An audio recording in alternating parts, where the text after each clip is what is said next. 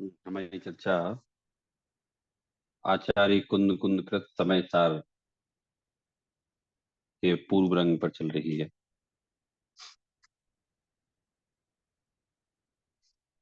जिसमें हमने तीन प्रकार के जिन समझे थे। जितेंद्रिय जिन, जितमोह जिन और क्षीण मोह जिन। उसके बाद एक 27-28 नंबर का जो कलश था वो आया था इसमें।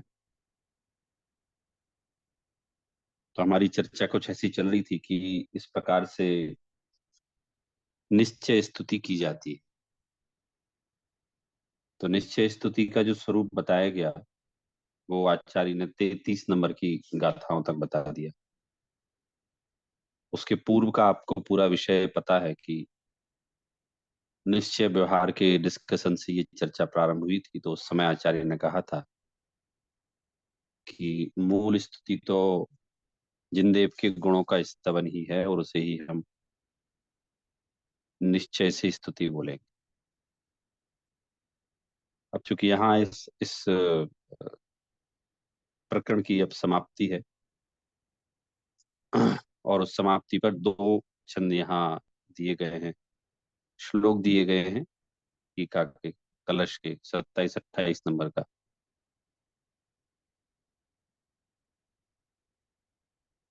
Page number 80। तो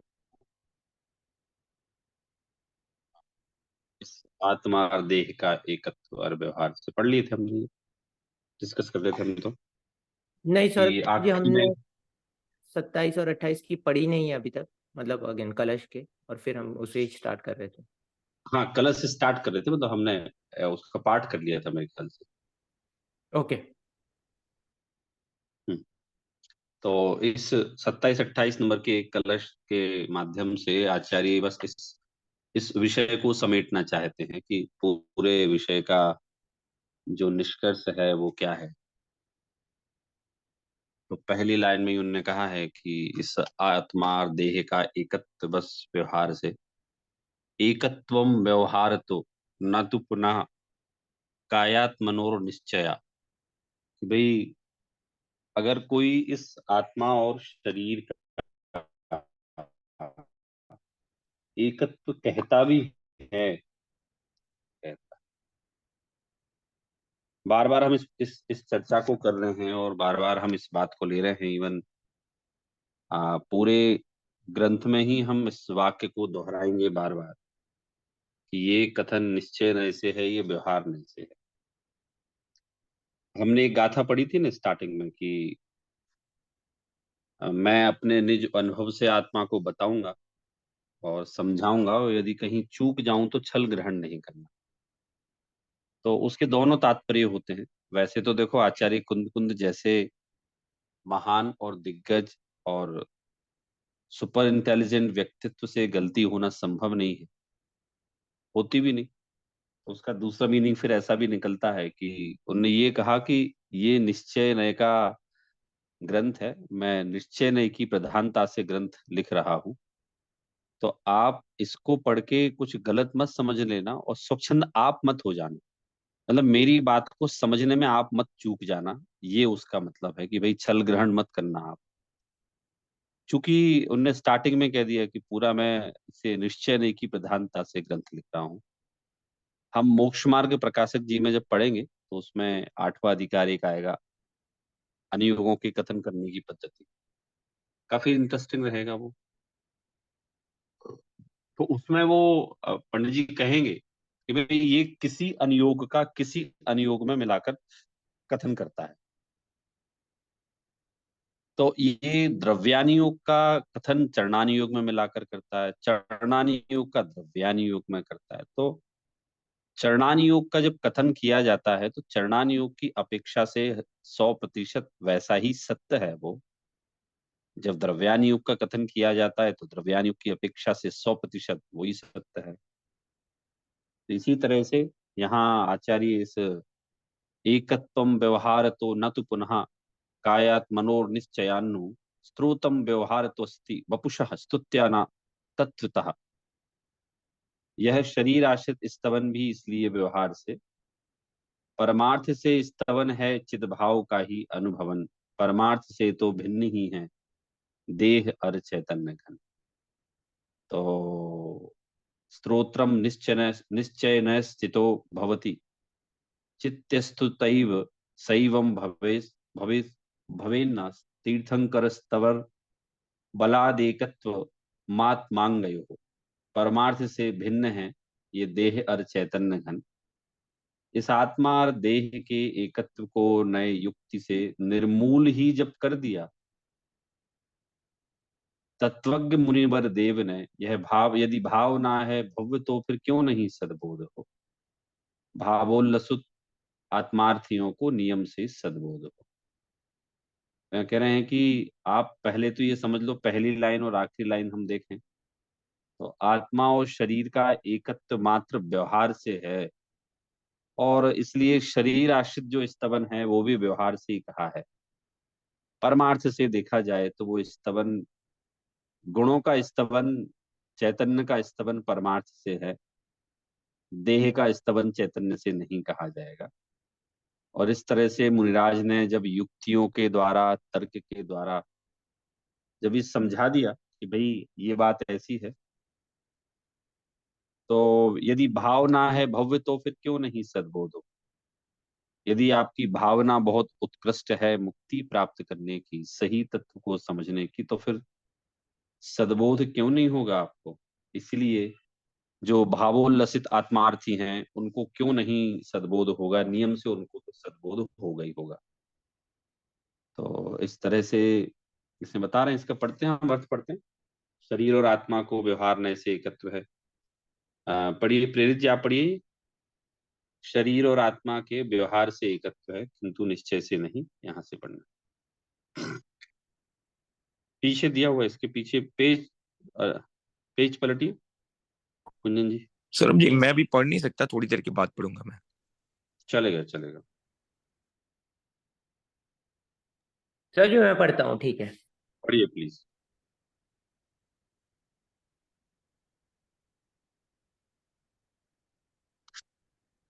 सर जी इसके पीछे वाले पेज पे है, नेक्स्ट पेज पे है, राइट? ये वाला, राइट, शरीर और आत्मा के। बराबर।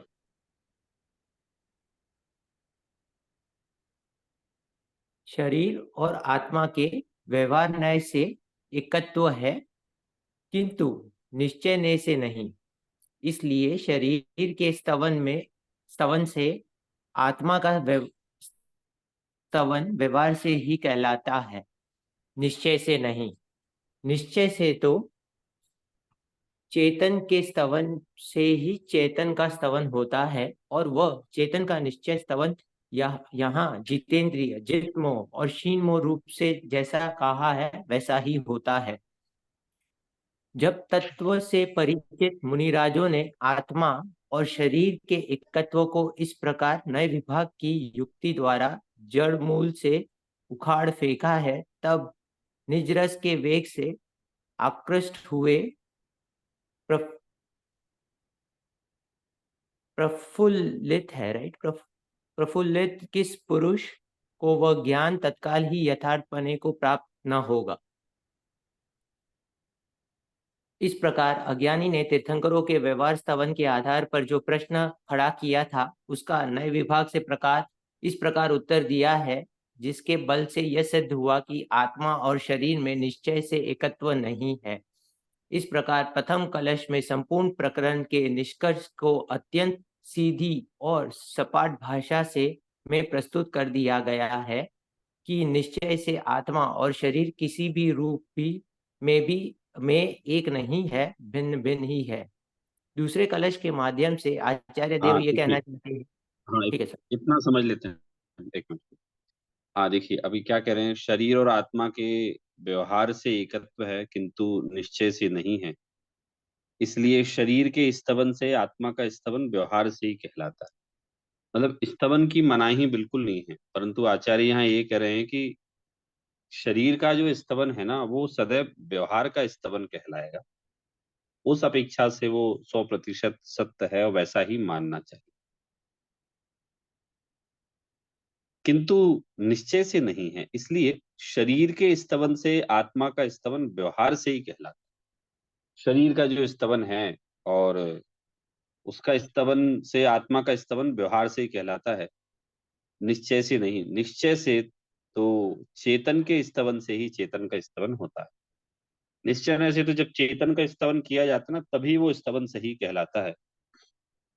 और वह चेतन का निश्चय स्तवन यहाँ जितेंद्रिय जित मोह और क्षीण मोह के रूप में जैसा कहा है, वैसे ही होता है। तो ये पूरा प्रकरण इसी प्रकार से चल रहा है और हमने इसको काफी अच्छी तरह से समझा भी है कि किस प्रकार से न्यायात्मक बात आचार्य ने यहाँ की है। तो उन्होंने कहा कि जब जब शरीर का स्तवन किया जाएगा तो आप लोग ये लगा लीजिए कि वो स्तवन व्यवहार से है, और जब जब आत्मा का स्तवन किया जाएगा जितेंद्रिय जित मोह और क्षीण मोह, तो आप समझ लेना कि वो निश्चय से कहा जाएगा। तो तब जब से परिचित राजों ने आत्मा को मतलब इसमें जो शरीर और आत्मा के स्तवन की बात कही है, वो व्यवहार से तो सत्य है परंतु निश्चय से नहीं। इसका दूसरा तथ्य ये भी है कि निश्चय से जो स्तुति की गई है वो निश्चय से सत्य है, व्यवहार से नहीं। दोनों कथन एक सिक्के के दो पहलू हैं। जब तत्व से परिचित मुनिराजों ने आत्मा और शरीर के एकत्व को इस प्रकार नए विभाग की युक्ति द्वारा जड़ मूल से उखाड़ फेंका है, तब निज रस के बेग से आकृष्ट हुए प्रस्फुटित किस पुरुष को वह ज्ञान तत्काल ही यथार्थपने को प्राप्त न हो। वो कह रहे हैं जब तत्व से परिचित मुनिराजों ने आत्मा और शरीर के एकत्व को इस प्रकार से नए विभाग की युक्ति द्वारा जड़ मूल से उखाड़ फेंका है, मतलब यह है कि मुनिराजों ने, ज्ञानियों ने शरीर और आत्मा का जो एकत्व बताया जा रहा था ना, उसे जड़ जड़ से उखाड़ के फेंक दिया उस मान्यता को।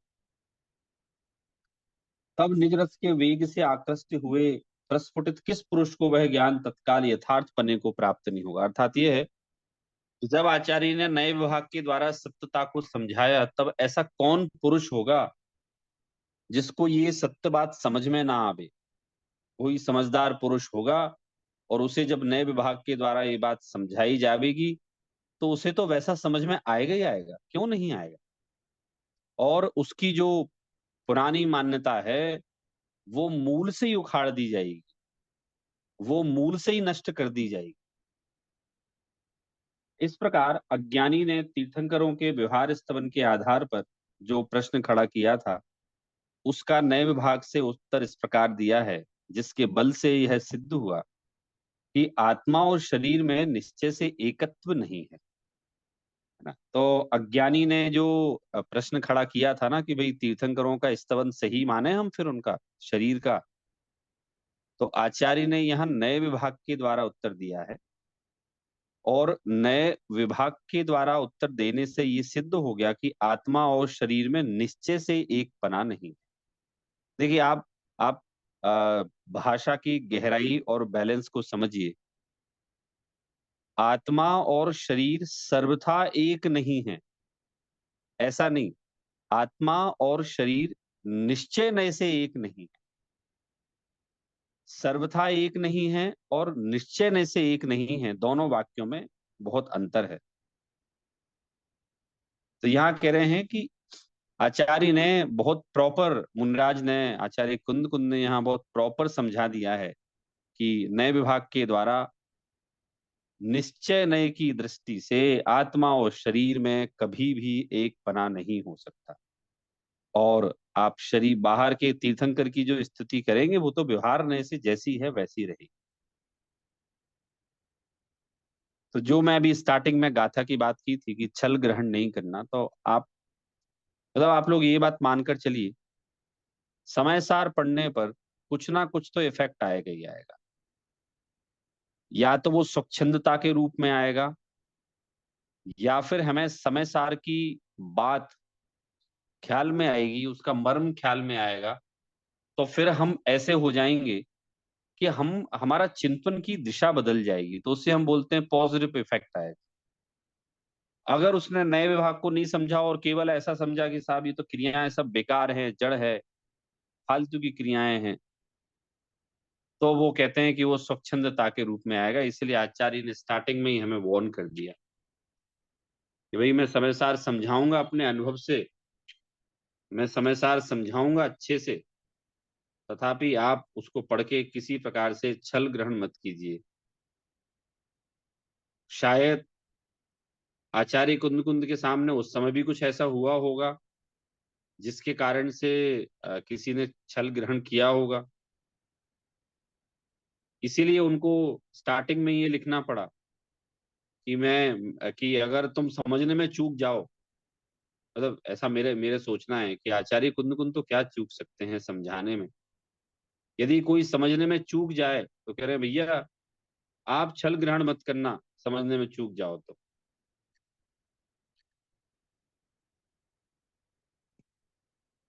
इस प्रकार प्रथम कलश में संपूर्ण प्रकरण के निष्कर्ष को अत्यंत सीधी और सपाट भाषा में प्रस्तुत कर दिया गया है कि निश्चय से आत्मा और शरीर किसी भी रूप में एक नहीं है, भिन्न भिन्न ही है। देखिए फिर से वो शब्दावली प्रयोग की है कि यहाँ ये सिद्ध कर दिया गया है कि आत्मा और शरीर किसी भी प्रकार से एक नहीं है, वो अलग अलग ही हैं, भिन्न भिन्न ही हैं, एक रूप नहीं है, अलग अलग हैं। हाँ, आई होप आप लोगों को समझ में आया होगा। और देखिए हमारा ये अधिकार भी पूरा होने वाला है, टोटल 38 गाथाएं हैं। तो आप लोग अभी से ना इस पूरे अधिकार की धीरे धीरे करके आप लोग स्टडी चालू कीजिए। मैं थोड़ा सा आपका टेस्ट लूंगा आगे जब पूरा हो जाएगा अधिकार। तो आप लोग बताइए मुझे कि आपको क्या समझ में आया, क्योंकि हमारी कक्षा का उद्देश्य कोई वन साइडेड नहीं है कि I am teaching and you are just taking the subject, you are listening only, but the core purpose of this class is that whether you have just understood the matter perfectly or not. So after completing 38 gathas, I will just try to take test type of things. कुंजन जी आगे पढ़िए। Sir जी यहाँ पे दूसरे कलश के माध्यम से आचार्य देव।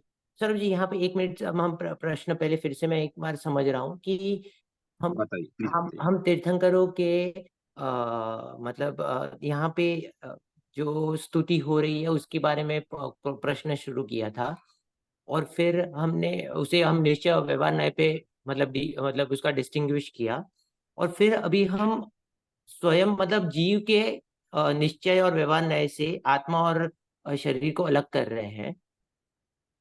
यहाँ तक मुझे ऐसे ऐसे समझ में आ रहा है, लेकिन मुझे अभी तक ये नहीं समझ में आ रहा है कि हम जब तीर्थंकरों की बात कर रहे हैं, जब वो स्तवन और उसकी बात करें, तो उसमें भी उसी को लगाकर जो व्यवहार से हम कर रहे हैं उसको ऐसे समझे, कैसे समझे?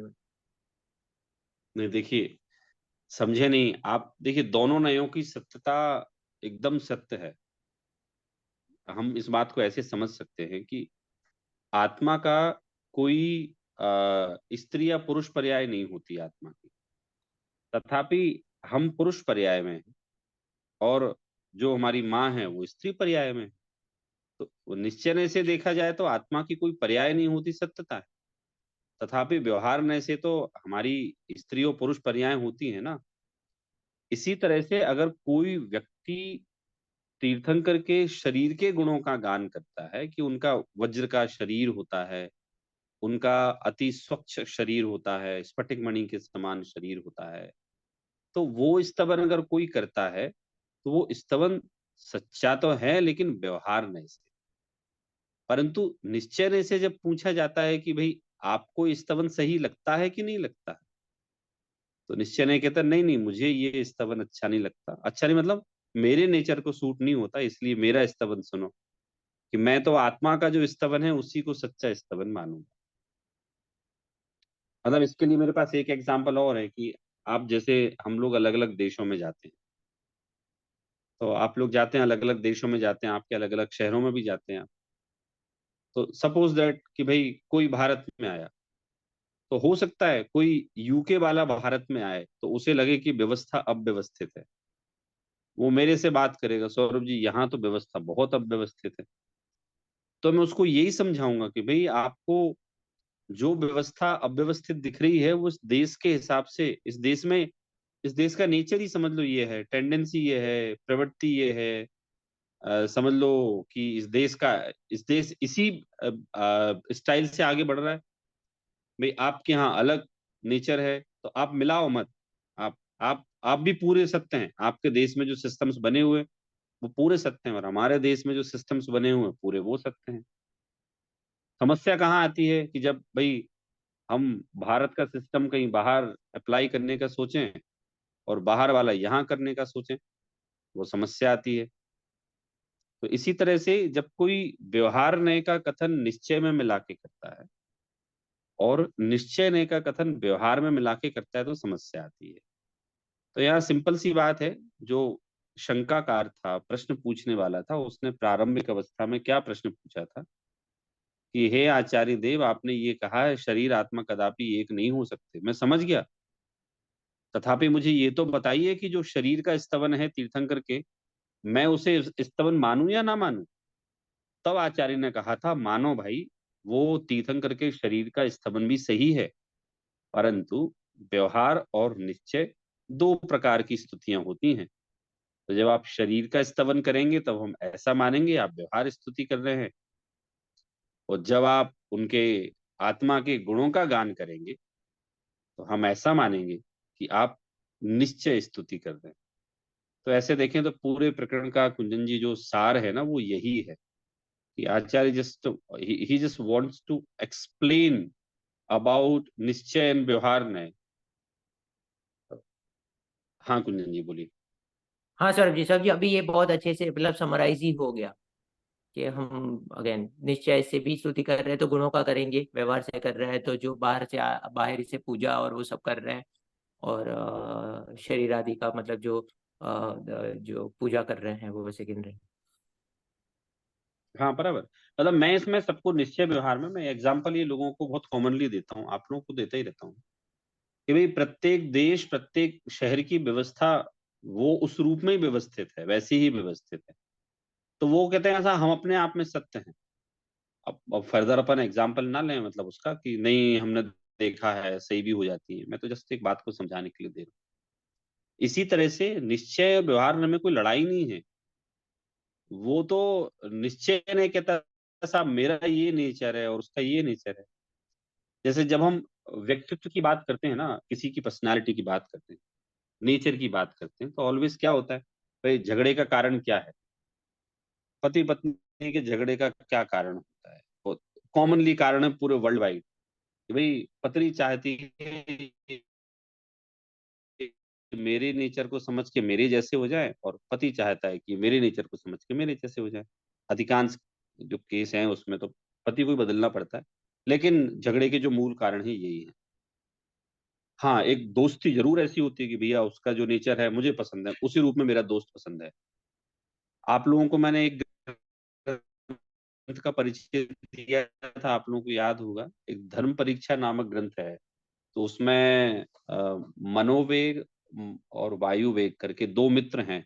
तो एक रहता है मिथ्यात्वी, एक सम्यक्त्वी, तो उनकी दोस्ती बड़ी प्रसिद्ध बताई उसमें कि यद्यपि वो मिथ्यात्वी है और एक सम्यक्त्वी है, तथापि उनकी जो दोस्ती है वो बहुत पक्की है। तो जो सम्यक्त्वी दोस्त है वो कोशिश करता है कि अपने मित्र को सही राह दिखलाए, सही मार्ग बतलाए और उसे सम्यक मार्ग पर ले आए। तो उसमें ये बताया कि भाई वो एक दूसरे को बदलने की कोशिश नहीं करते हो। ऐसे ही यहाँ भी है कि भाई निश्चय ने व्यवहार ने एक दूसरे को बदलने की कोई कोई प्रयास नहीं करता। हमें समझ में नहीं आता, दैट इज आवर फॉल्ट, लेकिन उनका कोई फॉल्ट नहीं है। तो ये एकदम स्पष्ट है, क्लियर है कि निश्चय ने व्यवहार ने को समझा रहे हैं और आचार्य यहाँ एक भूमिका जमा रहे हैं कि आगे का जो विषय रहेगा वो कुछ इस प्रकार से ही रहेगा और आप लोग उसके लिए तैयार रहिए। हम्म, ठीक है सर तो मैं सर तो जी आगे आपको, का हाँ पढ़िए प्लीज। दूसरे कलश के माध्यम से आचार्य देव ये कहना चाहते हैं कि जब सर्वज्ञ देव ने तत्व मर्ग से आचार्यों ने ज्ञानी धर्मात्मा जनों ने नए विभाग के द्वारा शरीर और आत्मा के एकत्व को जड़मूल से ही उखाड़ फेंका है, पूरी तरह निरस्त कर दिया है। तो फिर ऐसा कौन व्यक्ति है जिसकी समझ में यह बात नहीं आए कि देह भिन्न है और आत्मा भिन्न है? तात्पर्य यह है कि जिससे निज रस का रस है, जो निज रस के वेग से आकृष्ट है, प्रस्फुटित है, स्फूर्यमान है, उत्साहित है, उसे तो यह बात अवश्य ही समझ में आ जाएगी। यह कहकर आचार्य देव इस प्रकरण को यहीं समाप्त करना चाहते हैं, क्योंकि इस कलश के बाद ही आचार्य अमृतचंद्र तत्काल लिखते हैं कि इस प्रकार अति अप्रतिबुद्ध ने 26वीं गाथा में जो युक्ति रखी थी, उसका निराकरण कर दिया गया है। इस प्रकार हम हाँ देखते हैं देखिए, कि हाँ जी। हाँ पर समझ लेते हैं बात। अब दूसरे कलश के माध्यम से आचार्य देव ये कहना चाहते हैं, जो दूसरा है ना इसमें, इस आत्मा और देह के एकत्व को नई युक्ति से निर्मूल ही जब कर दिया तत्वज्ञ मुनिवर देव ने। भाई आत्मा और शरीर के एकत्व को जब निर्मूल कर दिया मर्मज्ञ आचार्य ने, ज्ञानी आचार्य ने, तो ज्ञानी धर्मात्माओं ने नए विभाग के द्वारा शरीर और आत्मा के एकत्व को जड़ मूल से उखाड़ फेंका है। हमारी देखिए बात चलती है ना, मैं आप लोगों को बताता हूँ कि हम हमारे यहाँ पुरुषार्थ सिद्धि आदि ग्रंथों में काल और अकाल में ग्रंथों के अध्ययन की कुछ इंस्ट्रक्शंस दिए गए हैं, आध्यात्मिक ग्रंथ कहलाते हैं। अब आप ऐसे देखेंगे तो इसमें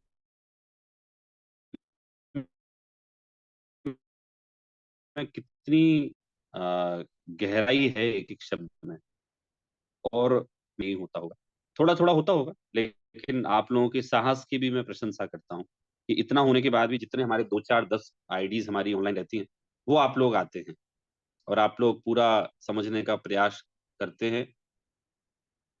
तो आप इस बात को समझिए कि जिस जिस तत्व को समझने में अपना इतना उपयोग लगा चेत रहे होंगे, उनका क्या चिंतन चलता होगा, एक एक शब्दावली। मतलब ये तो संस्कृत का ट्रांसलेशन कर दिया गया।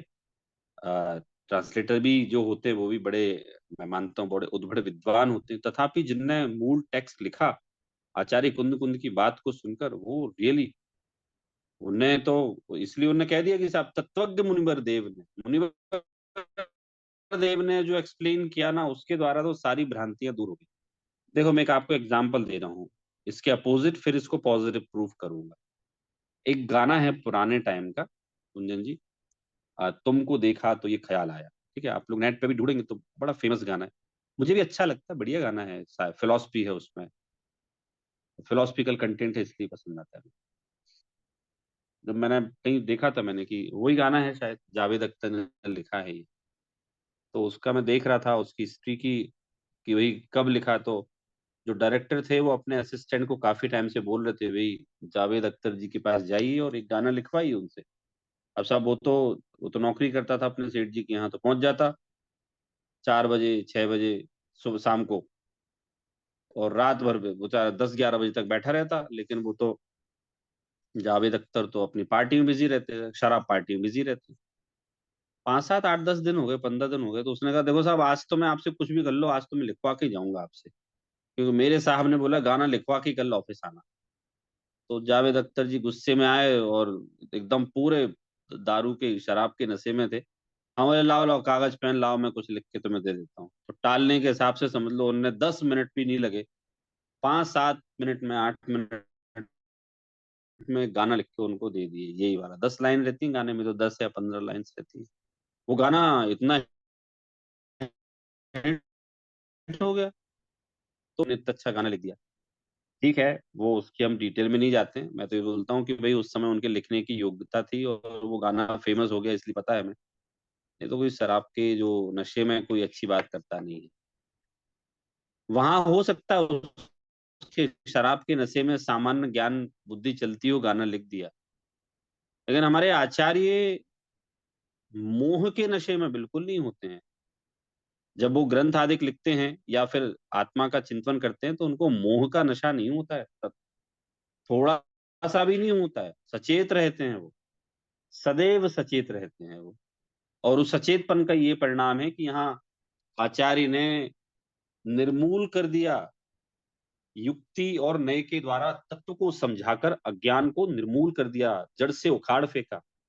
शब्द आया ना यहाँ, पूरी तरह निरस्त कर दिया है।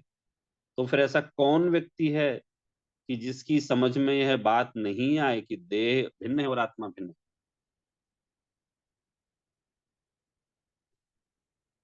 तो हम ये क्वेश्चन मार्क है कि साहब ऐसा कौन व्यक्ति है जो ये ना समझे कि देह भिन्न है और आत्मा भिन्न है। मतलब समझ में आएगा ही आएगा ना उसको, तो जब इतनी डिटेल में समझाया जाएगा। हम्म। तात्पर्य यह है कि जिसे निज रस का रस है, वो निज रस के वेग से आकृष्ट है, प्रस्फुटित है, स्फुरायमान है, उत्साहित है। तो यह बात अवश्य ही समझ में आ जाएगी। ये इतने सारे जो भारी भरकम शब्दावली यहाँ प्रयोग की है आचार्य ने, कि आकृष्ट है मतलब वो उसकी तरफ आकर्षित हुआ है, प्रस्फुटित है मतलब प्रफुल्लित है, उत्साह में है, उत्साहित है। तो जो व्यक्ति इस बात को समझने के लिए उत्साहमान है, प्रसन्न है, समझने का इच्छुक है, ज्ञान का पिपासु है, आत्म कल्याण की इच्छा रखता है अर्थात मुमुक्षु है, उसे तो ये बात अवश्य समझ में आ जाएगी। अवश्य का मतलब ये होता है कि जो भी व्यक्ति ये प्रयास करेगा ना, उसे तो समझ में आएगी आएगी, उसे समझ में आना ही आना है। हाँ कुंजन जी आगे पढ़िए। यह कहकर, हाँ ये तो हो गया था। यह कहकर आचार्य देव इस प्रकरण को यहीं समाप्त करना चाहते हैं, क्योंकि इस कलश के बाद आचार्य अमृतचंद तत्काल लिखते हैं, इस प्रकार अप्रतिबुद्ध ने 26वीं गाथा में जो युक्ति रखी थी उसका निराकरण कर दिया गया। इत्या, ऊपर देखिए आप, ऊपर लिखा है इत्या प्रतिबुद्धोक्ति निरासः।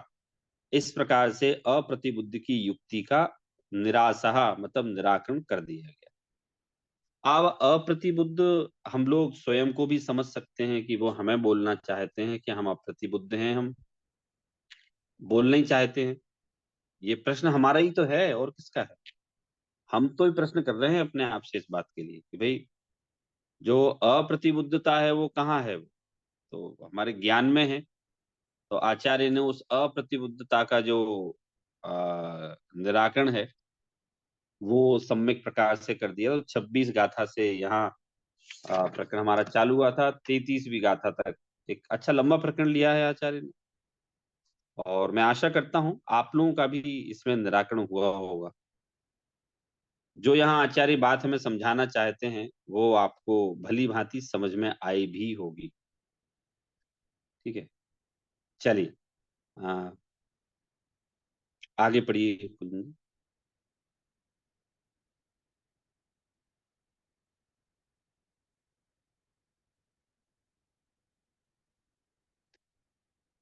हाँ सर जी।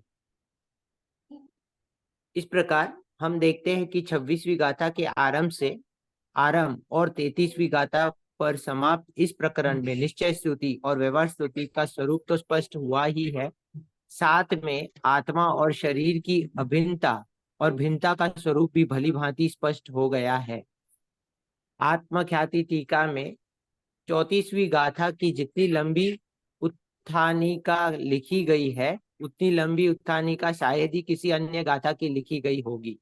उत्थानिका का भाव इस प्रकार है। हाँ सर कि हम 34वीं पहले गाथा पढ़ रहे हैं फिर ये पढ़ रहे हैं, राइट? क्या बोल रहे हैं? मैं 34 मतलब ये पढ़ लूं कि फिर हाँ हमने पढ़ लीजिए ना 34? प्लीज, पढ़िए ठीक पढ़िए, है, ये पूरा कर ठीक है, लेते हैं हम लोग। ठीक है। इस प्रकार यह अज्ञानी जीव अनादिकालीन मोह की संतान से निरूपित आत्मा और शरीर के एकत्व के संस्कार के से अत्यंत अप्रतिभूत था। अब वह तत्वज्ञान रूप ज्योति के प्रकट उदय होने से नेत्र के विकार की भांति पटल रूप आवरण कर्मों के भली भांति उगड़ जाने से प्रतिबुद्ध हो गया और अपने आप को स्वयं से ही साक्षात दृष्टा जानकर श्रद्धांकर उसी का आचरण करने का इच्छुक होता हुआ पूछता है कि इस आत्मा को अन्य द्रव्यों का प्रत्याख्यान क्या है। हाँ इस देखिए, ठीक है सर। इसका दृष्टांत समझाइए, इस दृष्टांत से समझाइए। अभी दृष्टांत, बहुत अच्छा दृष्टांत आने वाला है गाथा नंबर 35 में। आप लोग उस दृष्टांत को मैंने जो समय सार वीडियो बुक बनाई है उसमें देखेंगे तो it will be clarified over there, और आपको समझ में भी आने वाला है। तो यहाँ इस प्रकार हम देखते हैं 26वीं गाथा से आरंभ और 33वीं गाथा पर समाप्त इस प्रकरण में निश्चय स्तुति और व्यवहार स्तुति का स्वरूप तो स्पष्ट हुआ ही है, साथ में आत्मा और शरीर की अभिन्नता और भिन्नता का स्वरूप भी भली भांति स्पष्ट हो गया। मतलब निश्चय व्यवहार की स्तुति का स्वरूप स्पष्ट हुआ है, साथ में शरीर और आत्मा भिन्न है उसका स्वरूप भी स्पष्ट हो गया। आत्मख्याति टीका में 34वीं गाथा की जितनी लंबी उत्थानिका लिखी गई है उतनी लंबी उत्थानिका शायद ही अन्य किसी गाथा की लिखी गई हो। उन उन उत्थानिका मतलब कोई आगे की गाथा जो प्रारंभ होने वाली है ना, उसका जो हेडिंग लिखते हैं या उसको किसी गाथा को प्रारंभ करने से पहले उसके संकेत देते हैं कि इस प्रकार से ये गाथा समाप्त हुई और अब मोह का प्रकरण प्रारंभ हो रहा है, ये उत्थानिका कहलाती है। तो वो उत्थानिका बहुत लंबी लिखी गई है और शायद ही किसी अन्य गाथा की इतनी लंबी उत्थानिका यहाँ लिखी गई। क्या कहते हैं तो उत्थानिका में, इस प्रकार यह अज्ञानी जीव अनादिकालीन मोह की संतान से निरूपित आत्मा और शरीर को एकत्व के संस्कार से अत्यंत अप्रतिबुद्ध था। अब वह तत्व ज्ञान रूपी ज्योति के प्रकट उदय होने से नेत्र के विकार की भांति पटल रूप आवरणों के भली भांति उघड़ जाने से प्रतिबुद्ध हो गया और आपको स्वयं से ही साक्षात दृष्टा जानकर श्रद्धान कर उसी का आचरण करने का इच्छुक होता हुआ पूछता है कि इस आत्मा को अन्य द्रव्यों का प्रत्याख्यान क्या है, कृपया दृष्टांत सहित समझाइए। एक पूरा एक पैराग्राफ ही है, कहीं बीच में कोई फुल स्टॉप नहीं है। तो समझते हैं इसको। इस प्रकार यह अज्ञानी जीव, अज्ञानी है, अनादिकालीन मोह की संतान से, अनादिकालीन मोह की संतान। अब साहब मोह की संतान क्या होती है? तो संतान मतलब अगर हम मेडिकल टर्म में बात करें तो फिर डीएनए ट्रांसफर होता है ना, तो वो संतान संतति कहलाती है वो, कि भाई हमारे 1 लाख में दादाजी थे, उनका डीएनए हम, वहां से तो डीएनए पूरा हुआ ना, तो हम उनकी संतान है, वहां से हमारी चीजें संतति चली आ रही है। मोह की संतान है ये हमारा मोह। हर बार नया मोह पैदा कराता है, नया बच्चा देता है, देता रहता है, तो वो मोह की संतान से निरूपित आत्मा और शरीर के एकत्व के संस्कार से अत्यंत अप्रतिबुद्ध था। शरीर आत्मा को एक मान रहा था, वो अप्रतिबुद्ध था उसके कारण से। अवय तत्व ज्ञान रूपी ज्योति के प्रकट होने से नेत्र के विकार की भांति पटल रूप आवरणों के भली भांति उघड़ जाने से, नेत्र के विकार की भांति अर्थात नेत्र में कोई विकार आ जाए, कालापन आ जाए आंख के आगे, कोई धुंधलापन आ जाए, तो वो डॉक्टर वो लेयर हटा देते हैं, वो उसमें लेजर से हटा देते हैं ना। तो एकदम जैसे नेत्र में विकार था और वो नेत्र का विकार दूर हुआ, और नेत्र का विकार दूर हुआ और बाह्य की वस्तुएं स्पष्ट रूप से परिलक्षित होने लगी, उसी तरह से आवरणों के भली भांति उघड़ जाने से ये जीव प्रतिबुद्ध हो गया। मतलब अब किसी ने समझा दिया तो वो समझदार हो गया। तो किसी ने, किसने समझाया? आचार्य ने। देखिए ये बहुत कॉमन फैक्ट है, and all you know, already you know about that. those people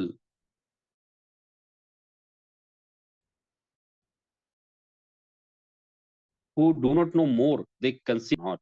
Those people, they are actually knowledgeable and they are intelligent.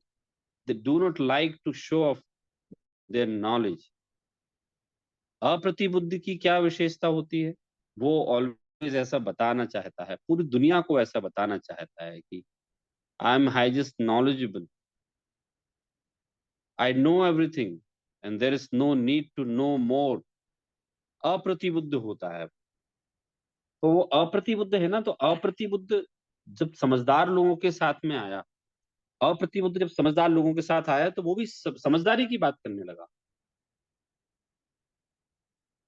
और जिस तरह से नेत्र में कोई विकार आ जाए, कालापन आ जाए, जाली आ जाए, तो उस नेत्र का विकार हटा दिए जाने पर इस जीव को स्पष्ट दिखाई देने लगता है। इसी तरह से कुछ हमारा ज्ञानांधकार भी तो कुछ ऐसा ही है, अज्ञान अंधकार भी तो कुछ ऐसे ही है।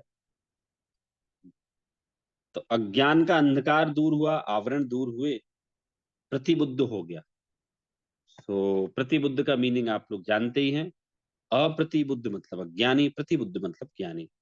Remember these two words because you will find many places in ग्रंथ, प्रतिबुद्ध एंड अप्रतिबुद्ध। प्रतिबुद्ध का मतलब होता है इंटेलिजेंट, ज्ञानी, नॉलेजेबल। अप्रतिबुद्ध का मतलब होता है इग्नोरेंट, अज्ञानी। और अपने को स्वयं से ही साक्षात दृष्टा जानकर, श्रद्धांकर, उसी का आचरण करता हुआ, इच्छुक होता हुआ पूछता है, इस आत्मा को अन्य द्रव्यों का प्रत्याख्यान क्या है? क्योंकि अब उसे समझ में आ गया, तो वो बड़ा विनम्र होकर ये पूछता है, ओह, मुझे तो इन बातों की खबर ही ना थी।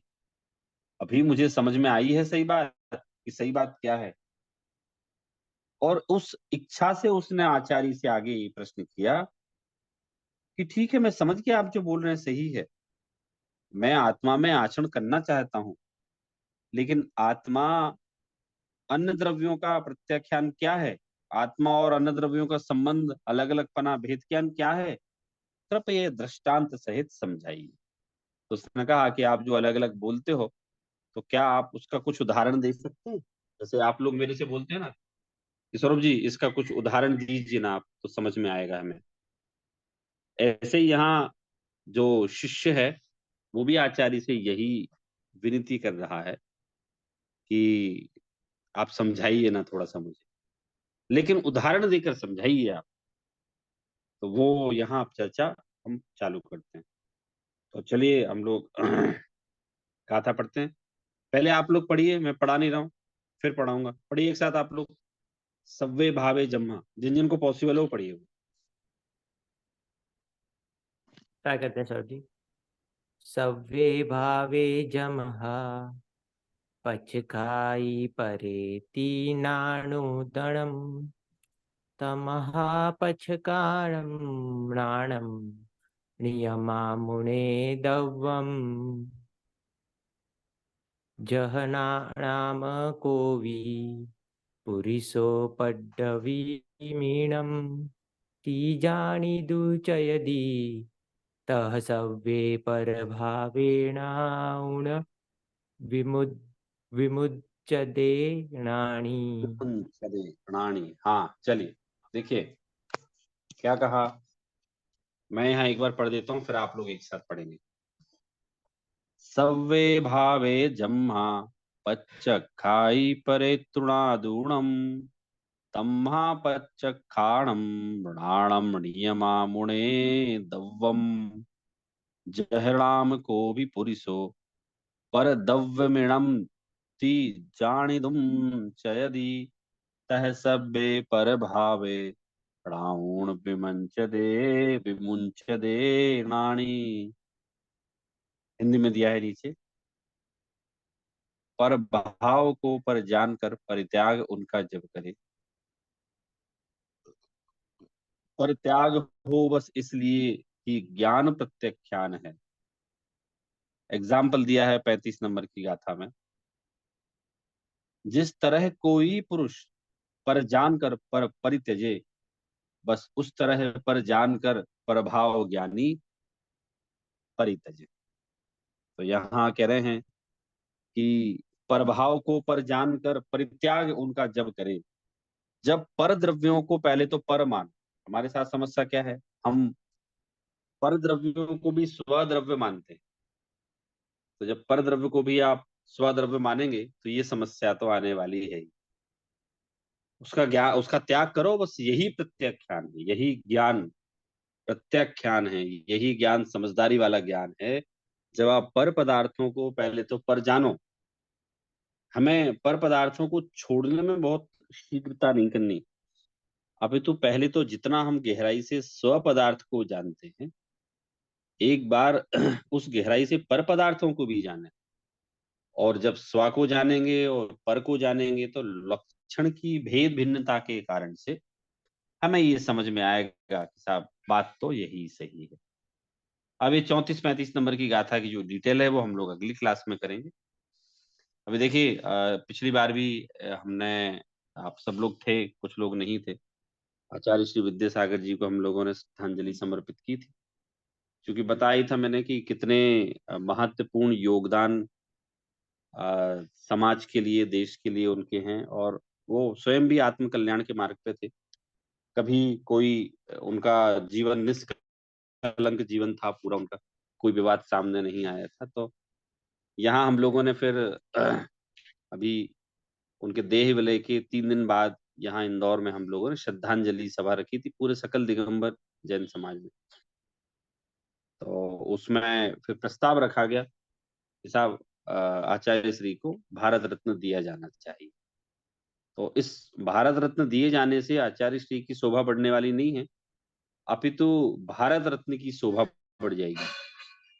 तो उसी समय हमारे यहाँ के जो मेंबर ऑफ पार्लियामेंट हैं वो उपस्थित थे। तो उन्होंने कहा कि मैं आज के आज इस संबंध में लेटर प्रधानमंत्री कार्यालय को भेजता हूँ।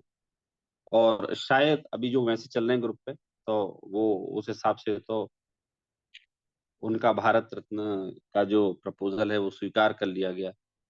और उनके देह विलय के दिवस को भी संत दिवस ऐसे करके और उनको राष्ट्र संत की उपाधि के नाम से दिया जाएगा। तो बढ़िया है, एटलीस्ट मोदी जी जो हैं वो उनको बहुत सम्मान करते थे उनके त्याग चर्या तपस्या के कारण से। और फिर ऐसा हो जाए तो बढ़िया है। तो ये भी एक एक जस्ट बात इनिशिएटिव हमारे इंदौर से हुई थी, भारत रत्न की बात। तो वो इतनी जल्दी उनने अगर एक्सेप्ट कर लिया है, जैसा कि कई सारे ग्रुप से मैसेज आ रहे हैं मेरे पास, अगर कर लिया है तो बहुत बढ़िया है। इससे हमें ज्यादा प्रसन्नता की बात और क्या हो सकती है। तो एक ये जस्ट एक सूचना देनी थी आपको मैं कि भारत रत्न की 34-35 नंबर की गाथा में जो विषय दिया गया है उसको अब हम डिटेल में अगले सेशन में करेंगे।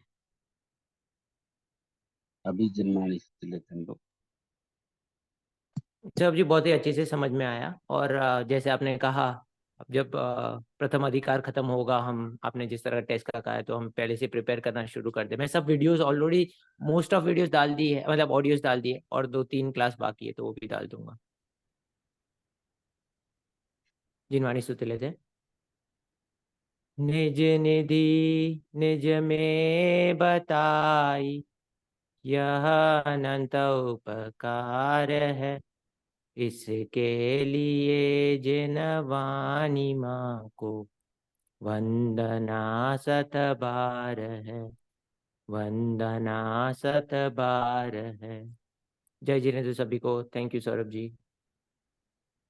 जय हिंद। जय जिनेन्द्र सभी को।